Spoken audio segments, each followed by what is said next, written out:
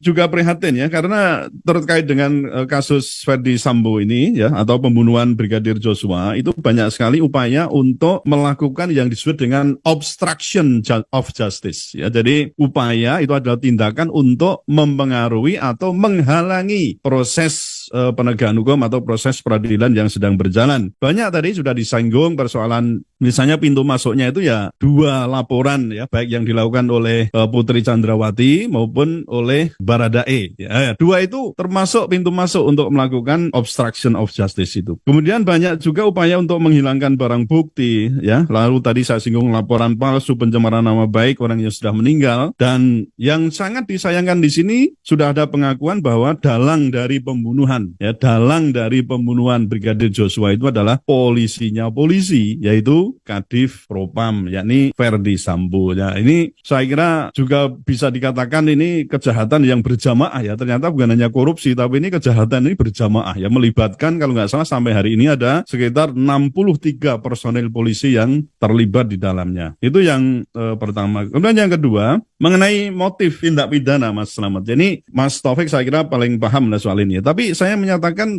mengungkap motif itu penting sekali ya, untuk mengetahui pertama latar belakang kejahatan itu dilakukan, kemudian berdasarkan latar belakang itu nanti akan dipakai untuk menentukan apakah tindak pidana yang dilakukan itu dengan perencanaan atau seketika. Nah ini kan beda. Taruhlah misalnya ini pembunuhan ya. Kalau pembunuhan biasa itu seketika tanpa ada perencanaan itu dikenakan 338. Nah, maksimal pidananya hanya 15 tahun. Sedangkan untuk pembunuhan berencana itu 340, pidananya bisa pidana mati ya, jadi ditembak atau digantung atau diracun. Kalau kita biasanya di Indonesia ditembak ya, ada regu tembak, atau pidana seumur hidup. Jadi sepanjang hidupnya dia di penjara sampai mati. Kemudian yang ketiga, paling lama di penjara juga atau dikurung itu selama paling lama 20 tahun. Tadi disampaikan persoalan ada nggak kemungkinan itu terjadi moderasi atau taruhlah bagaimana cara meringankan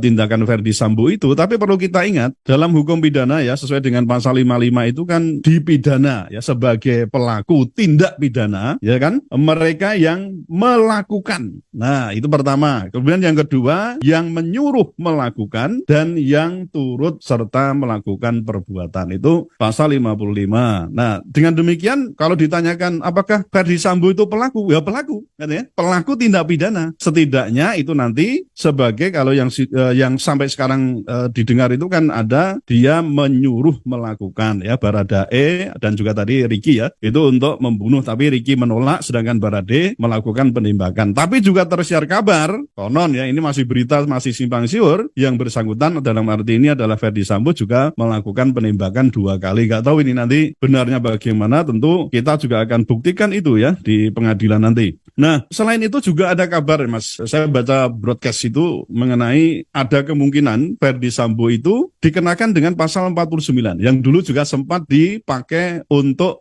menghakimi atau memutus ya perkara waktu kasus KM50 itu, yaitu adanya daya paksa ya, daya paksa atau daya paksa yang berlebihan lah gitu ya. Jadi keduanya itu bisa dipakai alasan apakah nanti sebagai alasan pembenar atau juga ada alasan penghapus tindak pidana. Nah, itu tentu ada alasan apakah karena membela harta, jiwa, dan termasuk di situ adalah kehormatan. Umpama ini ya, kalau itu daya paksa biasa, itu seperti seorang, misalnya ada seorang pencuri masuk ke rumah ya, kemudian konangan gitu ya, lalu duel, lalu pencurinya dibunuh oleh pemilik rumah itu atau yang menjaga di situ. Wah, itu namanya hanya daya paksa biasa, di situ tidak ada unsur tindak pidana. Dan jadi itu pelaku tindak pidana atau yang membunuh tidak dipidana. Kemudian kalau yang daya paksa berlebihan itu misalnya ada seorang inspektur polisi, nah gitu ya, pulang di rumah terjadi dia melihat ada orang yang memperkosa istrinya misalnya. Nah itu kemudian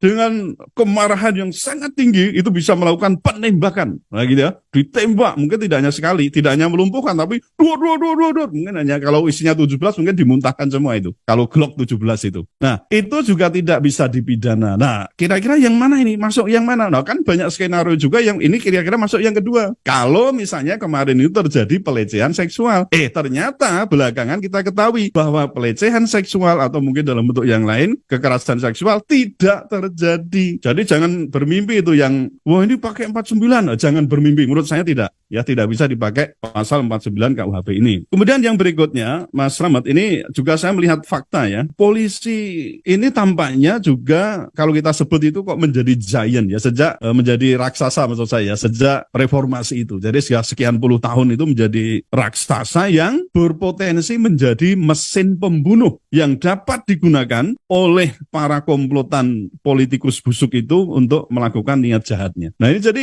ini tampaknya kok semakin sini semakin begitu. Oleh karena itu saya kira supaya kemarin sudah saya singgung bahwa di dalamnya ada Mabes ya. Jadi Mabes itu mafia besar itulah ya. Atau kita sebut kemarin juga CIU ya, Criminals in Uniform, atau bahasa kasarnya adalah bandit-bandit berseragam itu. Maka kita harus segera ini melakukan reformasi, atau di situ kita perlu ada reformasi kepolisian. Caranya yang pertama adalah, kalau saya nih Mas ya, bubarkan Mabes Polri. Wah ini radikal banget ya.